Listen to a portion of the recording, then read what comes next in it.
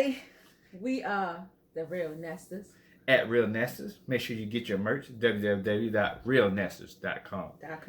Yes, sir. We bringing you guys a review and a mukbang at the same time. What? I don't even want to say that other word. He wants to say it. I want to go say it. Look, you guys. Look what I got. I'm going to show y'all what we got. We ordered from one of our favorite, what's it called, takeout joints. So we got a shrimp basket here.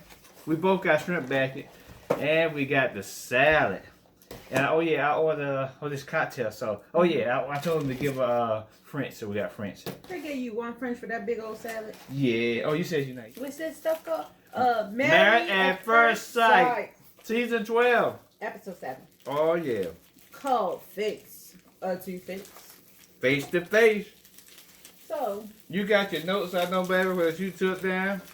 Yeah. This episode was pretty much chill as far as what they go, except for, you know, the number one stunners, Chris and Paige. Nah. She gonna talk a little bit. I'm gonna get this with my mouth. We gotta get it set up for his mouth. Yeah. Okay. So we well, he said it was chill, but you know, they did the guy-girl thing again, where the girls got together for a little bit and the guys got together for a little bit. You know, we felt sorry for Paige because of who her guy is. She wasn't able to be there. Excuse me. And then there is what's her name? Virginia.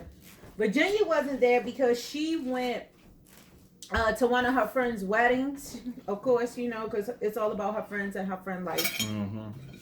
And then the fellas, they was having good conversation. So the interesting thing that they came up with is, besides Vincent, all the other 3 guys complained that their ladies drink too much. Oh yeah, all of them get a little. So you got extreme level, you know, in what you call it was Virginia, and then you got the other one, the one with the older guy, the one that the 80s guy. She drinks too, but she's just not like, you know, as out with it like them.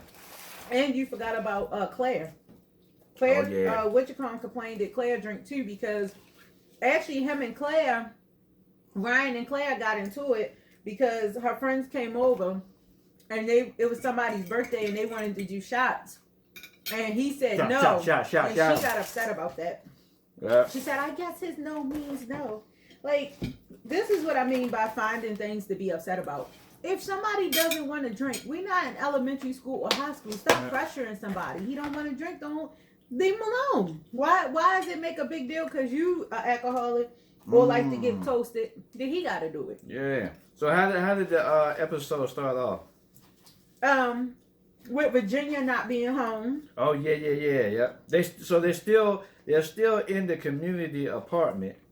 You know, I guess that's what you would call it. And so it started with Virginia. She's not at home. She claimed that she had to go to a wedding. Well, she did. She went to a wedding, and they did. This was the episode where they did have your family and friends come over for a visit. Yeah. Yep. So of course, as soon as Virginia walks back in the door, she came back the exact same day that they had the meet and greet. Yeah. And she invited her 2 closest guy friends. Guy friends. She don't have no. Did she have any girl friends? She has girlfriends, but she's obsessed with the guy friend thing because Eric doesn't believe that guys and girls can be platonic friends. Yeah. So overall, it looked like it went pretty well, with the exception of, I didn't like that her one friend pulled Eric to the side and basically told him, you know, that he need to chill and not press Virginia too much, because if she do, it wouldn't work out. And he said she's mature enough, she can handle herself. But you her friend, so of course you gonna say that. Yeah. That's crazy. And you know, she walking around with a nervous twitch and everything. And now, so that's basically it. And then, well, we can go ahead and totally finish up with them right at the gate. Even when the guy friends came over and they had their little party. What's the guy name? Eric. Finally, you know, he thought they were cool, so he feeling, you know, more comfortable and relaxed with the relationship. But the thing is, they don't get that.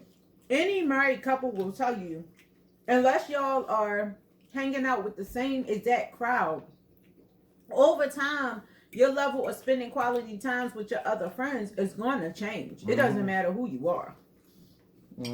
So for her to be obsessed about it, even then, you know, she was talking about, let's take some shots. And even Eric's friend said, I don't do that. I don't drink. I don't want no shots. And Virginia pressured him into taking a shot. Because there's only so many hours in a day.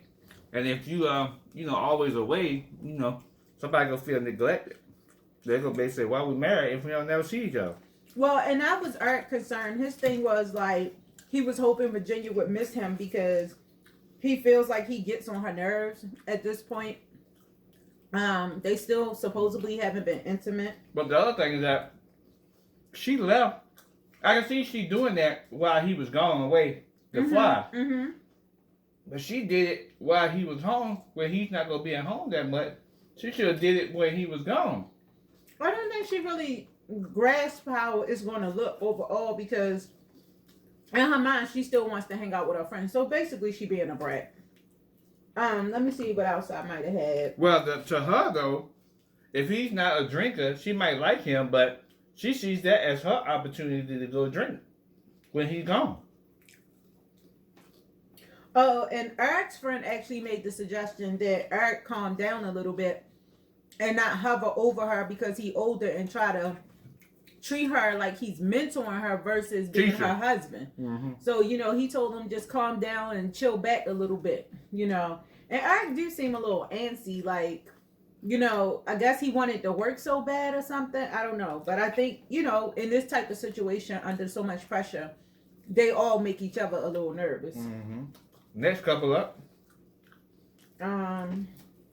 So I touched on Ryan and Claire a little bit. Yeah, let's go to them. So nothing really happened with them. No, they had the same issue with the drinking, and also Claire said she's sexually frustrated. She said she don't understand how Ryan is willing to do one sexual act but not another sexual. Her friends came over, and again, the drinking thing came up, but he did drink that time. Yeah. Her friends didn't come. So the two other wives, Haley and Brianna, came. Yeah. Because her friends couldn't come. And I think they didn't come because they probably feel some type of way about Ryan not being a drinker. And his friend also told him, you gotta chill back a little bit, stop being a dad, So again, the older guys are kind of more settled in their ways, while the girls are still in somewhat. I think the other two, Haley and Claire, don't seem like super party holics, but they all love to drink. Jacob complained about the same thing, that she drinks a lot more than he would be willing to drink. And she did the same thing to him when they was home together. Yeah. She said, hey, I'm about to leave, but I'm going to get a drink. And he's like, oh, okay. She was like, well, drink with me. And he's like, she was like, don't make me drink by myself. So in trying to make things work with her, he just went on and did it. But they all admit that the women just drink too much for them. They went to the alcoholic casting academy to get these girls. Next up, we got Vincent. No, I was going to do Jacob and Haley. Okay. So Jacob and Haley both had conversation. And I do feel like one of the things that I liked about these type of episodes were the friends were basically saying, yes, you're a beautiful person and here's your positives, but here's where your negative could be chasing your significant other away. So Haley's friend basically told her, you like to run. So maybe you just need to sit still for a little bit. And she also basically said to her, like, well, if you have a problem with him, what is the problem? And basically, Haley told her about the situation and, the fact that she didn't like how he dressed. And she said, so all I hear is you don't like how he dressed. She was like, there's no real problem here. So you just gotta, pull everything from your inside to really stick to this and make it work. So she and another one of her friends actually ended up being the one that came to their family, family and friend meet and greet.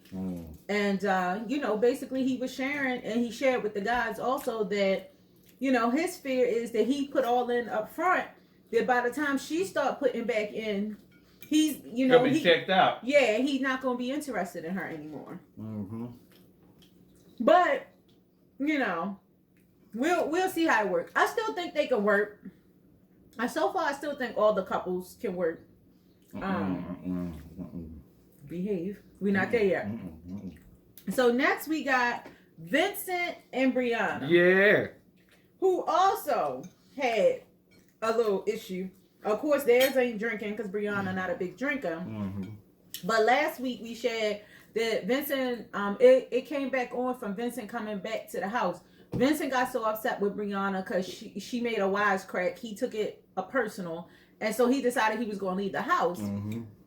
Well, he said, when it came back on, he actually only made it to the parking lot. He actually didn't go all the way to his house like he was planning on. And, you know, he was saying he realized that, you know, it's not just about him anymore. You know, he's a husband now. He has to be there for her. And I think they got a dog. Because she said, you know, there's no need for you to do that when we got 2 bedrooms. You can just go to the other bedroom. Right. And I think, you know, even though she's supposed to be such a wisecracker, she's very humble, I would say. Because she wasn't mad at him. She was just trying to figure out what she did to insult him or hurt him so that she didn't do it again, so she can make the adjustment. What he said, disrespect him. Yeah, he feel like she's disrespectful. And he also got with his friend who told him, listen, everybody don't move like you. They don't do what you do. He was like, dude, don't mess this up. She's a good person for you. So his friend even said, you know, when he told, basically the way he summed it up was he spilled the drink and he was trying to be romantic. And, you know, he made a klutz out of himself, basically. And the friend saying, so what's your issue? He was like, well, you know, she didn't come help me clean it up. You know, she was laughing. He was like, and your issue was what? So, you know, basically he was telling him to get it together too. Like you know, you doing too much. So then they had a family event and his brother and mother came and her sister and mother came. They played, Brianna created a game where they asked the questions around the room so everybody could get to know each other. And it was her first time actually meeting his mom because his mom wasn't able to make it to the wedding. So the mom and the brother seemed to like her. They, of course, they got a little bit of a language barrier, but he was helping with that. And her mother said, "You gotten better with your Spanish." She said, "Yup, because I'm listening to him." So, you know, they had a really good event. And I think she's 100% in. I believe he's 100% in. But he's nervous, so he's like nitpicking, like with the disrespectful thing, because he said in one of his interviews, like, I shouldn't have to tell you every time you do something disrespectful, you should know. And his friend was basically telling him, don't mind, really. Excuse me, that, you know, you might think one way, but she's a different person, and y'all in different cultures, so it might be different for her. Yeah. You have to explain. Yeah. So, by the end of the night, it looked like everything went well for them also. Yeah, that's pretty much it for them. So, yeah, there wasn't too much going on. And what was the other couple? That was it. You know which one we at now. Your favorite. And now, to the main event of the night. Chris and Paige. Now, the only thing that happened with them was did they have anything other than the sit down with the ex? No. Was it something else going on? Did we remember? They didn't really have nothing because they say them. We didn't pretty much see them until the second hour, right? The end, yeah. It was actually the last 15 minutes. As you guys know from the previous video, coming up on this episode, Paige was supposed to have a sit down with Chris and the ex-girlfriend, and it was no. He had the talk with the pastor first. The pastor. Not this episode. Was it this episode? That was last episode. I thought it was this episode where the pastor sat down with him. It was. Oh, his pastor. Yeah, his pastor. Yeah. When you said pastor, I'm thinking Pastor Cal. Yeah, his pastor. Yeah, it was this episode. Yeah, it started with that, actually. So I'm going to talk about that. I'm going to let her talk about the sit down with the ex-girlfriend, because I think she can explain that better. But Chris sat down with his pastor, the one that married him, and I guess one of his best friends. So I guess he thought that they would go take his side, but the pastor basically told him like, man, you messing this up. You got a diamond right here, and you acted, what's it, immature? Mm-hmm. He said you And he told him he was being selfish. You've been selfish, you acted immature, and you need to give it more time. And just because you got a kid with another woman don't mean you have to be with that woman. Mm-hmm.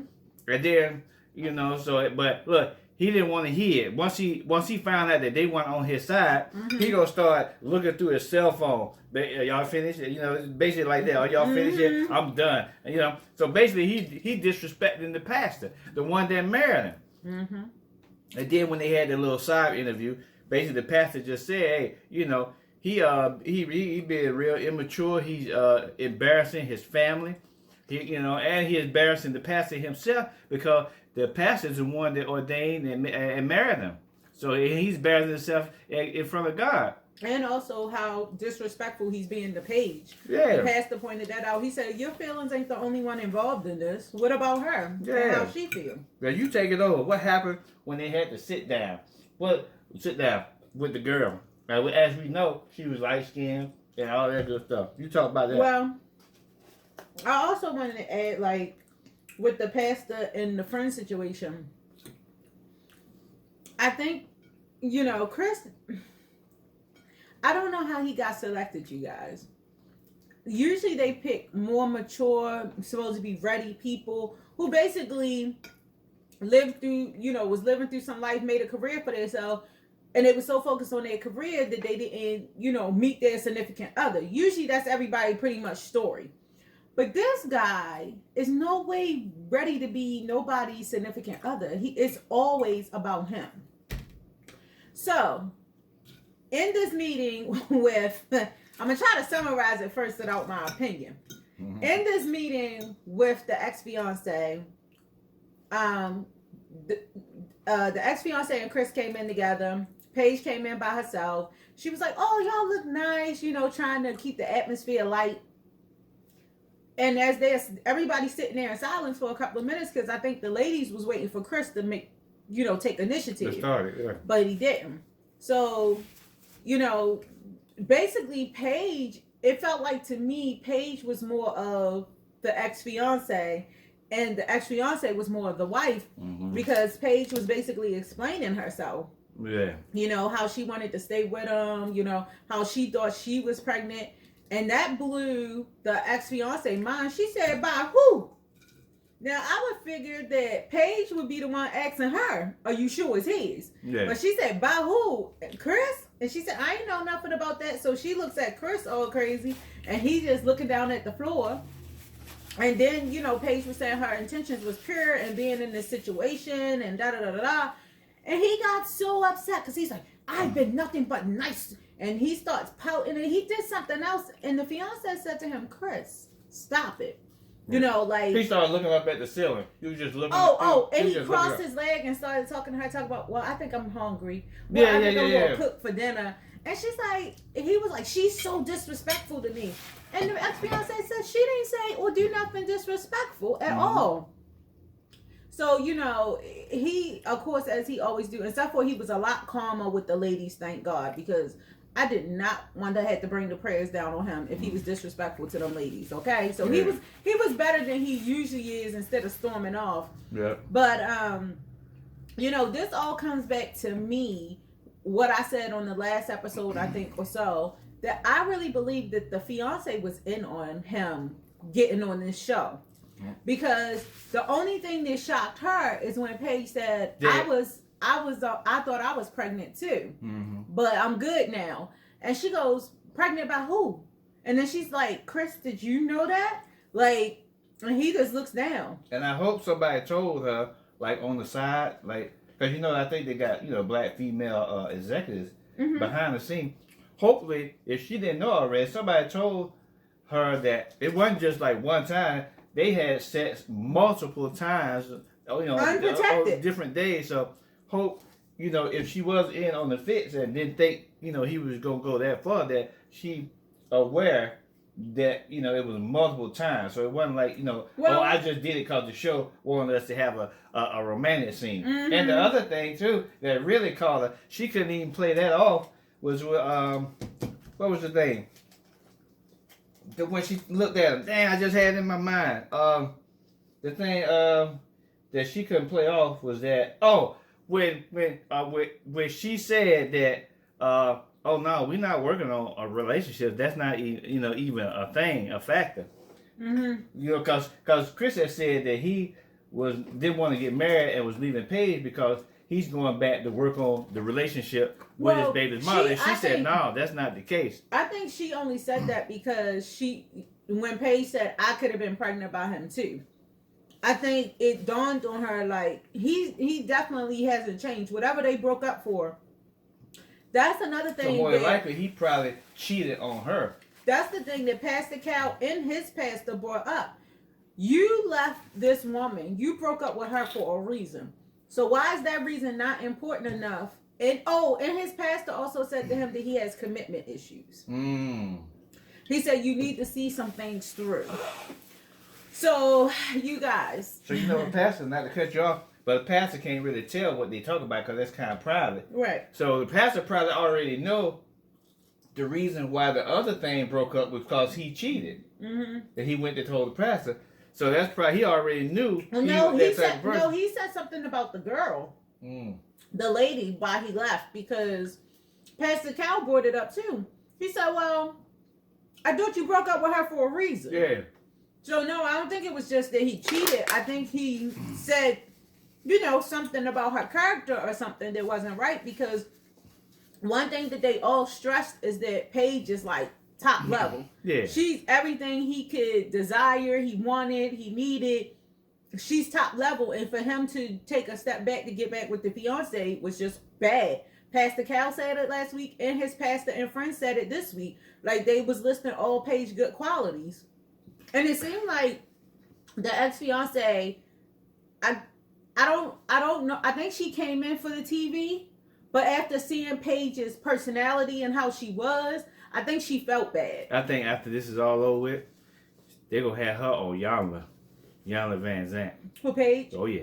They're going to have her on Yolanda Van Zant. Well. But and to get ready to wrap it up pretty soon, the previews for next week. I was about to say that. They showing her having another sit down with Chris next week. Yeah. But it looks like, because they showed a little bit of it looks like she walked out on him this time. But I don't understand why it's got to be the show that's forcing them, because why is she sitting down with him, even talking to him? It's got to be the show. It's got to be maybe something in there. You got to have a certain amount of filming time or something. But yeah, because I don't know. We're going to see. We're going to see on the next one, though. I mean, overall, the show is really good, you guys. And I think, though, the hardest part is watching Paige go through what she has to go through. Who knows if that lady is really pregnant? I personally believe it was all just a thing to be on TV. Because what reason would I have to come sit down with another woman and my ex if them two not going to be together? You know what I'm saying? So it'd be one thing if she was a couple months pregnant and he's saying to her, look, I'm married and I'm staying with my wife.